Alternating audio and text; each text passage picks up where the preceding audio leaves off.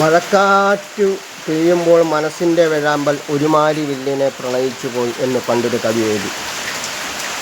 വേഴാമ്പലിൻ്റെ പ്രത്യേകത എന്താ? വേഴാമ്പലിൻ്റെ കഴുത്തിലൊരു തുളയുണ്ട്. അപ്പോൾ വേനൽക്കാലം മുഴുവനും വേഴാമ്പൽ എന്തിനു വേണ്ടി കാത്തിരിക്കുന്നു? ഒരിറ്റ് ദാഹജലത്തിനായി കാത്തിരിക്കുന്നു. അതുപോലെയാണ് നമ്മളെല്ലാം. കുശലമായി കിടക്കുന്ന ഭൂമിയെ കുളിരിണയിച്ച് മഴ പെയ്യുമ്പോഴും, പണ്ടൊക്കെ ഇടവപ്പാതിയാണെങ്കിൽ ഇടവപ്പാതി പെയ്യുമ്പോൾ നല്ല തണുപ്പാണ്. ഇപ്പോൾ ചൂടിന് വല്ല കുറവുണ്ടോ? ഒരു കുറവുമില്ല. അപ്പോൾ മഴക്കാറ്റ് പെയ്യുമ്പോൾ മനസ്സിൻ്റെ വേഴാമ്പൽ ഒരു മാരിവില്ലിനെ പ്രണയിച്ചു പോയി എന്ന് കവി എഴുതിയപ്പോൾ, മാരിവില്ലിൻ 7 VIBGYOR, violet, indigo, blue, green, yellow, orange, red 7 colour ഉള്ളതായ വിബ്ജിയോർ എന്ന് സ്കൂളിൽ പഠിക്കുന്നതായ അത് സൂര്യപ്രകാശം കൊണ്ട് മേഘങ്ങളിൽ പതിക്കുമ്പോൾ എന്തുണ്ടാവുന്നു? ആ കണങ്ങളിൽ എന്തുണ്ടാവുന്നു? 7 കളറുണ്ടാവുന്നു. ഒരു റൗണ്ട് നമ്മൾ ഉണ്ടാക്കുക, 7 കളറുള്ള റൗണ്ട് ഉണ്ടാക്കുക, എന്നിട്ട് അതിനെ സ്പീഡിൽ കറക്കുക. അപ്പോൾ എന്ത് സംഭവിക്കുന്നു? അവിടെ സ്പീഡിൽ കറക്കുമ്പോൾ, സ്പീഡ് കൂടി കഴിയുമ്പോൾ എന്ത് സംഭവിക്കുന്നു? അവിടെ അത് വെള്ള കളറായിട്ട് മാറുന്നു. യഥാർത്ഥത്തിൽ എന്തോ ഉള്ളൂ? വൈറ്റേ ഉള്ളൂ. സാത്വികമായ ഭാവം വെള്ളയാണ് എല്ലാവരും സ്വീകരിക്കുന്നത്. അതിൽ നിന്നും എന്തിലേക്കൊക്കെ എത്തണം? രാജസ താമസ ഭാഗങ്ങളിൽ നിന്ന്. താമസഭാവം എന്ന് പറഞ്ഞാൽ അവനവൻ്റെ ഒരു കണ്ണു പോയാലും മറ്റുള്ളവൻ്റെ കണ്ണു പോകണം എന്നുള്ളതാണ് താമസഭാവം. രാജസഭാവം രജോധിക കർമ്മപര ദുഃഖേജ സുഖമാനിന. എന്തൊരു സുഖം എന്നുള്ള ഹോസ്പിറ്റലിൽ പോയിട്ട് 1.25 ലക്ഷം 2 ലക്ഷമോ മുറിക്ക് AC കിടന്ന് സുന്ദരികളായ നേഴ്സുമാരും ഡോക്ടർമാരാണെങ്കിൽ ആണുങ്ങളാണെങ്കിൽ എന്തൊരു സുന്ദരത, എന്തൊരു നല്ല ഇംഗ്ലീഷിലാണ് പറയുന്നത്, എന്ത് നല്ല പ്രൊണൗൺസേഷനാണ് മലയാളം ഉച്ചാരണ ശക്തി. അത് ശരീരത്തിൽ മുഴുവനും കയറ്റിയേക്കുക. എന്ത് കയറ്റിയേക്കുക? മുഴുവനും വയറും മറ്റേതും മറിച്ചേതും ട്രിപ്പും എല്ലാം കയറ്റിയിരിക്കുക. ഇനിയും ശ്വാസം വിടുന്ന മൂക്കിൻ്റെ അറ്റത്ത് മാത്രമേ ഒരു ശകലം കമ്പി കയറ്റാനുള്ളൂ. അങ്ങനെയുള്ള സ്ഥലങ്ങൾ ശരീരം മുഴുവൻ തുളച്ച് കിടക്കുമ്പോഴും എന്തു വിചാരിക്കും? എന്തു AC, എന്തു പതുപ്പുള്ള കട്ടില. അതാണ് രജോധിക കർമ്മപര ദുഃഖേജ സുഖമാനിന. അവിടെ എപ്പോഴും എന്തുകൊണ്ട്? മനസ്സുകൊണ്ടോ പ്രവൃത്തി കൊണ്ടോ എന്തു ചെയ്യും? പ്രവൃത്തി ചെയ്തുകൊണ്ട്. എൻ്റെ അനിയത്തിൻ്റെ എപ്പോഴും ഇങ്ങനെ തലമുടിയുടെ ഒരു ഇതിങ്ങനെ പിടിച്ച് വലിച്ചുകൊണ്ടിരിക്കും. അത് ജനിച്ച ഓർമ്മ വെച്ചപ്പോൾ അത് അച്ഛനമ്മമാർ നിർത്തിയില്ല എന്നർത്ഥം. എൻ്റെ ഒരു അനിയത്തി തന്നെയാണ്. ഒരു മുടിയിൽ ഇങ്ങനെ സ്കൂളിൽ പഠിപ്പിക്കുമ്പോഴും അതെ, ഇല്ലത്തെ കാപ്പി ഉണ്ടാക്കുമ്പോഴും അതെ, വ്യാപാരത്തിന് ഒരു മുടി ഇങ്ങനെ വലിച്ചുകൊണ്ടിരിക്കും. അത് അന്ന് എന്തുകൊണ്ട് നിയന്ത്രിച്ചില്ല? അന്ന് കാരണവന്മാരെ നിയന്ത്രിച്ചില്ല. അപ്പോൾ രജോധിക കർമ്മപര ദുഃഖേജ സുഖമാനിന. പിന്നീട് എത്തുന്നതായ സാത്വിക ഭാവമാണ്. അവനവന് 10 പൈസ കിട്ടിയില്ലെങ്കിലും, അവനവന് ആഹാരം കഴിച്ചില്ലെങ്കിലും എന്താണ്? മറ്റുള്ളവരെ ഊട്ടുക, മറ്റുള്ളവരെ നന്മ വരാനാണ് പ്രാർത്ഥിക്കുന്നതാണ് സാത്വിക ഭാവം. അപ്പോൾ ആ സാത്വിക ഭാവത്തിന് ശേഷം പിന്നെ ഒരു ഭാവമുണ്ട്, ഞങ്ങളുടെയൊക്കെ ഭാവം, തന്ത്രിമാരുടെ അടക്കം ഈശ്വര ഉപാസകരുടെ ഭാവം, നാമം ജപിക്കുന്നവരുടെ പോലെ. അത് ജാതി മത വർഗ രാഷ്ട്രീയ ഭേദങ്ങളൊന്നുമില്ല കേട്ടോ. അവിടെ മുസ്ലിമെന്നോ ക്രിസ്ത്യാനിയെന്നോ അല്ലെങ്കിൽ ജൈനനെന്നോ വ്യത്യാസമില്ല. സുഞ്ചി മാങ്കുളം മുസ്ലിം പള്ളികളിൽ വഴിപാട് കഴിക്കാറുണ്ട്. മലയാറ്റൂർ പള്ളികളിൽ ആ 3 വർഷവും മന്ദക്കിലിരുന്നപ്പോൾ അവിടെ പള്ളിയിൽ വഴിപാട് കഴിച്ച് രസീത് മേടിക്കാണ്ട് വഴിപാട് കഴിക്കാറുണ്ട്. അതിനെന്താ അഭിമാനത്തോടുകൂടി തന്നെ പറയുക. അപ്പോൾ ക്രിസ്ത്യൻസ് തലപ്പുഞ്ച മഹാദേവൻ്റെ അടുത്ത് ധാര കഴിച്ചാലോളം ധാര കഴിക്കാറുണ്ട്. ഇനി മുസ്ലിംസ് ധാര കഴിക്കാറില്ലേ? ഉവ്വ്. മുസ്ലിംസ് പൂജ കഴിക്കാറില്ലേ? ഉവ്വ്. ഹിന്ദുക്കൾ പള്ളികളിൽ പോകാറില്ലേ? എനിക്കിപ്പോൾ കാണിക്കാൻ പറ്റില്ല, മുണ്ട് പൊക്കാൻ പറ്റില്ല. മുട്ടിൽ വേളാങ്കണ്ണി മാതാവിൻ്റെ അടുത്ത് പോയി പഴയ കാലത്ത് സുനാമിക്ക് മുമ്പ് ആ മണലാരണ്യത്തിൽ ഞാൻ തട്ടമെടുത്തുകൊണ്ട് മുട്ടുകുത്തി നിരങ്ങിപ്പോയി അവിടെ വഴിപാട് കഴിച്ചതാണ്. തട്ടത്തിൽ തേങ്ങയും പൂവും എല്ലാം വെച്ചുകൊണ്ട്. അനന്യൻ സുനന്ദൻ ഡോക്ടർ സുനന്ദൻ, ചേട്ടാ ഈ മുട്ടിലെ ഇത് തയമ്പ് മാറ്റാമെന്ന് പറഞ്ഞു. ഞാൻ പറഞ്ഞു അത് എൻ്റെ അഭിമാനമാണ്, അത് ഒരു ദൈവത്തിൻ്റെ തന്നെ നിയോഗമാണ് എന്നർത്ഥം. അപ്പോൾ മഴ പെയ്യട്ടെ, നല്ലത് എന്ന് മാത്രം പറയാൻ സാധിക്കണമല്ല. ചിലർ ഭയങ്കര കാറ്റും മഴയാണ്, ഭയങ്കര ഇടിയും മഴയാണെന്നൊക്കെ പറയും. ഭയങ്കര എന്തോന്നും ഭയം മാറ്റാനാണ് ഇതെല്ലാം. എവിടെ ഭയമുണ്ടോ അവിടെ നാശം വരുന്നർത്ഥം. ആദ്യം ഭക്തന് മാറേണ്ടത് എന്താണ്? ഭയമാണ്. ആരെ പേടിക്കണം? ഒരാളെ പേടിക്കണ്ട.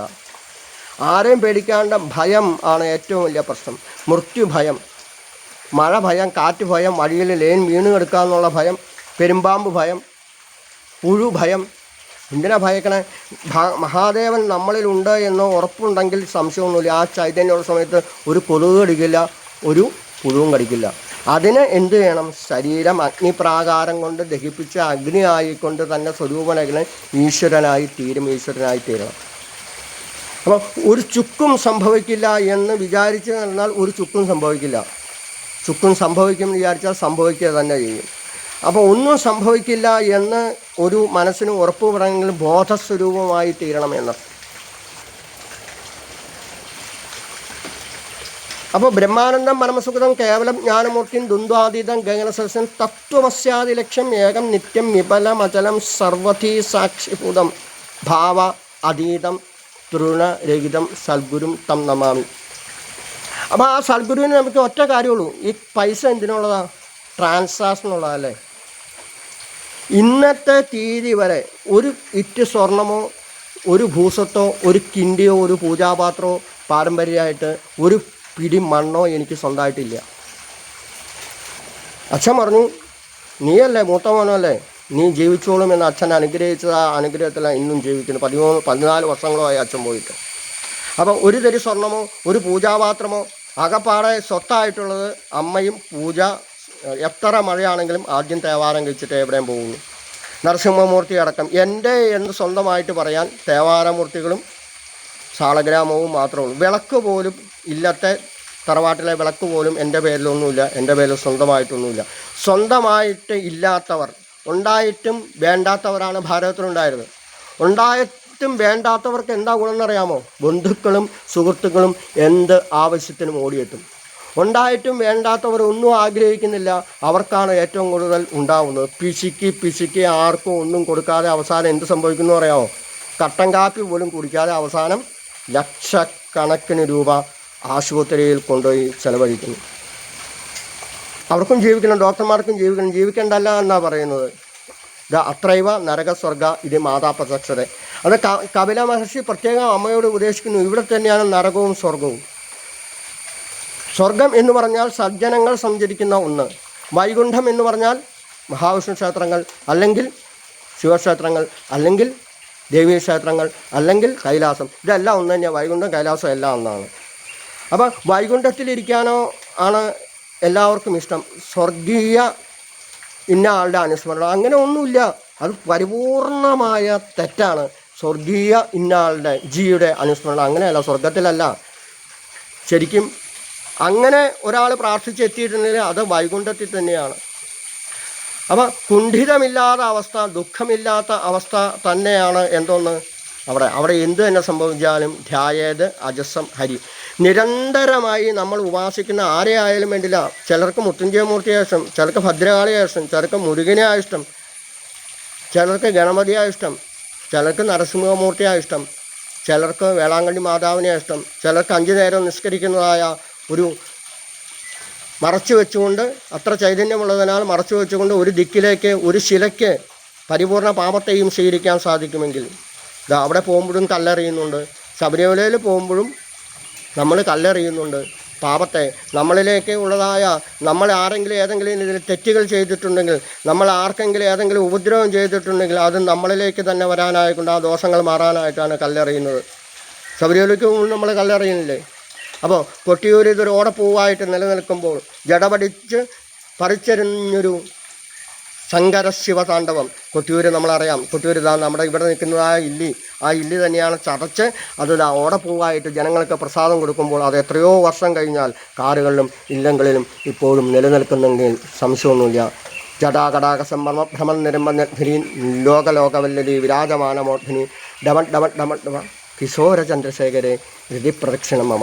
കൊട്ടിയൂരിത ഇന്നലെ യൂട്യൂബിൽ വൈകുന്നേരത്തെ തിരക്ക് കണ്ടു. എൻ്റെ പൊന്നു, എന്ത് ഭക്തജനങ്ങളാണ് നമിശിവായ ജപിച്ചുകൊണ്ട് തൊഴുന്നത്. അതാണ് യഥാർത്ഥ ഭക്തി. കുളിച്ച് ഈറനോടെ തൊഴുമ്പോൾ, ഏത് മഴയെയും തൃണവൽക്കരിച്ചുകൊണ്ട് കൊട്ടിയൂർ തൊഴുമ്പോൾ, കൊട്ടിയൂരിലെ ആ തീർത്ഥത്തെ ശിരസ വഹിക്കുമ്പോൾ നമുക്കറിയാം തീർത്ഥാടനം എന്ന് പറയുന്നത് ഒരു പുനരാവർത്തത്തെ തിരിച്ച് വരവിനുള്ളതല്ല.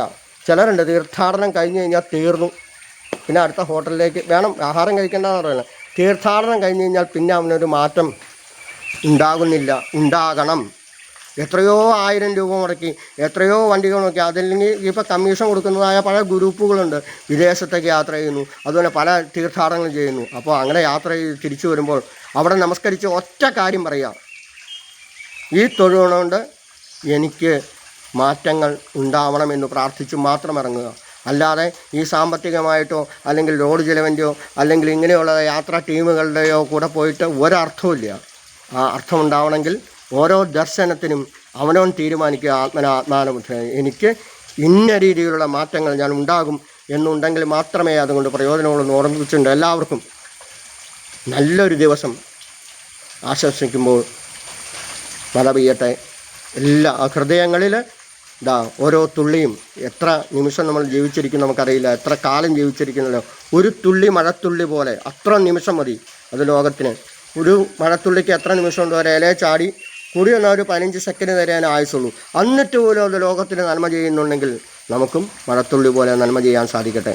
സർവത്ര ഗോവിന്ദനാമ സങ്കീർത്തനം. ഗോവിന്ദ ഗോവിന്ദ. ഓം നമഃ ശിവായ.